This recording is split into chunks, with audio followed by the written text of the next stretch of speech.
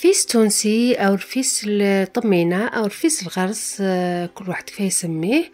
المهم راح يجيكم رائع، وراح نوريكم واحد المكون هيخليه لكم طري مدة سنة او اكثر، تقدري تخبيه.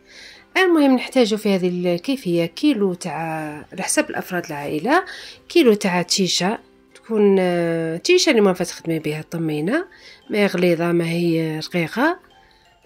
المهم اي نوع عندك. نجيبو مقلاة على نار متوسطة، نحمصو هذه التيشات تاعنا. هنايا الا حبيتي الرفيس تاعك يجي احمر، حمصي التيشة مليح، حمريها. وإلا ما حبيتيش احمر خليها شوية بيضاء. المهم مع التحريك المستمر باه ما تحرق لكمش، وتبعوني دوكا راح نعطيكم واحد المكون رائع، راح يخلي لكم الرفيس تاعكم طري، تقدري تخبيه سنة كاملة. ناس بكري هذو راهم كانوا يديروه عولة يخبوه، كاين حتى اللي كانوا يدوه معاهم الحج بكري.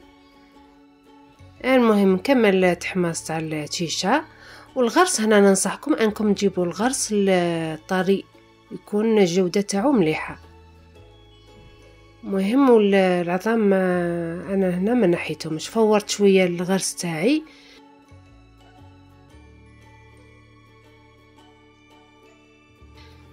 وهنايا نجيبوا زبده ستار، المهم تكون زبده. ونكمل كامل التيشه تاعنا على الغرس، راح يذوب مع ان التيشه سخونه، راح يذوب معاكم. وهنا خليت شويه من الكيلو اللي استعملته. هنا تستعملي كيلو تيشة مع كيلو غرس باه يجيكم تضمني الرفيس تاعكم يجيكم مليح. مهم انا هنايا خليت شويه، خليت جهد كاس او نصف كاس تاع تيشة. خبيها راح تحتاجيها. هنا ندخل كامل المكونات في بعض بيدي، على بالي كاينين اللي ما يحملوش سخانه، بصح انا نحب ندير بيدي، اللي ما تحملش دير بالملعقه. هذا هو المكون اللي قلت لكم عليه. حليب،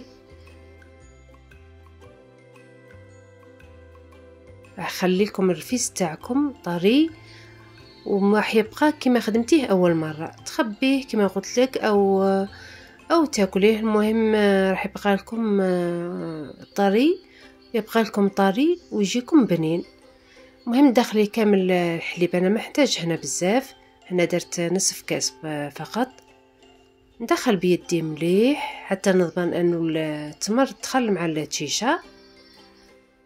المهم ان شاء الله تعجبكم هذه الكيفيه، جربوها وديروا المكون اللي قلت لكم عليه وتشوفوا شحال يبقى لكم.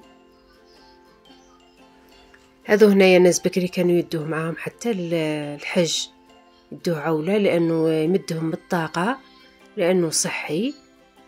المهم ندخل كامل المكونات. وهنا من بعد ما ذوبت الزبده نتاعي، كاين اللي ما يديرهاش دايبه، بصح من الاحسن انك تذوبيها وديريها شويه وديرها سخونه. هنا ندخل الزبده تاعي كامل في الرفيس.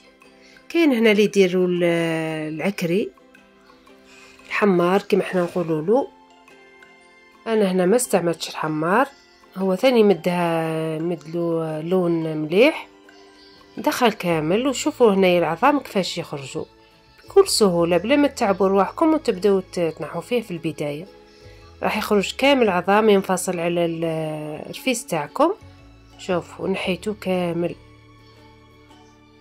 يخرج بكل سهوله من بعد ما ديروا الزبده، لانه الزبده راح ديروها هي الاخير. شوفوا هنايا كيفاش خرج لي رائع والبنه، ان شاء الله تجربوه. المهم هنايا التشكيل كما تحبوا. المهم هنا التشكيل اختياري، انا هنايا كورته فقط كما هكذاك.